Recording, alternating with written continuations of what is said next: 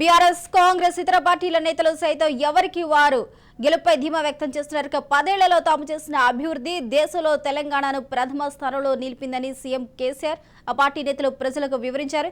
ఇదే తమను మళ్లీ అధికారంలోకి తీసుకొచ్చిందని, ఖచ్చితంగా హ్యాట్రిక్ కొడతామనే నమ్మకంతో ఉన్నారు.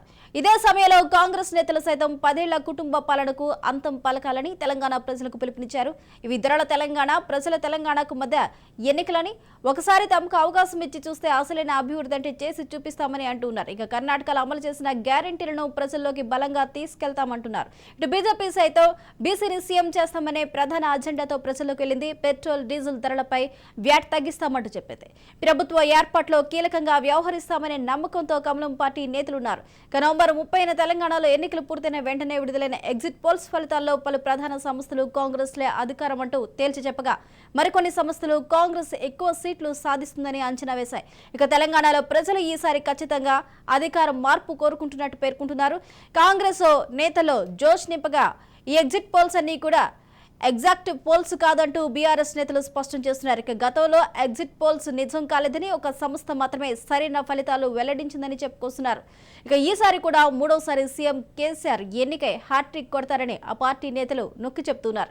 తెలంగాణ అసెంబ్లీలో మొత్తం 119 సీట్లుండగా సాధారణ మెజార్టీ రావాలంటే 60 అసెంబ్లీ స్థానాలు సాధించాల్సిందే.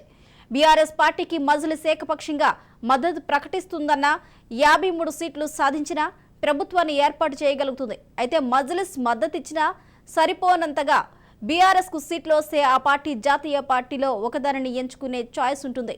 ఈ క్రమంలో బీజేపీ, కాంగ్రెస్ లో ఎవరు బీఆర్ఎస్ తో కలిసి ప్రభుత్వాన్ని ఏర్పాటు చేస్తారనేది అంతుచిక్కని ప్రశ్న. ఒకవేళ కాంగ్రెస్ పార్టీకి మెజార్టీ రాకుంటే అతిపెద్ద సవాలే అని చెప్పాలి. ప్రభుత్వ ఏర్పాటుకు కొన్ని స్థానాలు తగ్గితే హస్తం పార్టీ ఏ పార్టీతో కలిసి ప్రభుత్వ ఏర్పాటుకు వెళ్తుంది అనేది ఆసక్తిగా మారింది. అసలు హంగ్ అనే పరిస్థితే వస్తే కాంగ్రెస్ పార్టీకే అసలు పరీక్ష అని చెప్పాలి. 10 ఏళ్లుగా అధికారానికి దూరంగా ఉన్న పార్టీని, ఎమ్మెల్యేలను కాపాడుకోవడం కష్టంగా మారుతుందని నేతలు భావిస్తున్నారు. పూర్తి మెజార్టీయే రావాలని ఆకాంక్షిస్తూ ఉన్నారు కాంగ్రెస్.